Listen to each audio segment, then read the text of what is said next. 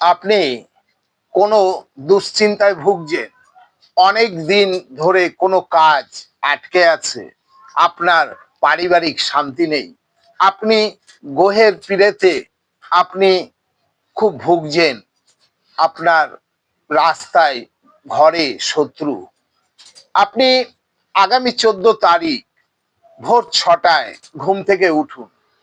ঘুম থেকে উঠে এই কার্যটি করলে আপনি 1 বছরের জন্য আপনার সর্বচিন্তা থেকে মুক্ত হয়ে যাবেন। আমি দায়িত্বর সাথে আপনাকে বলছি, করুন, দেখবেন খুব ফল পাবেন। আপনি কি করবেন?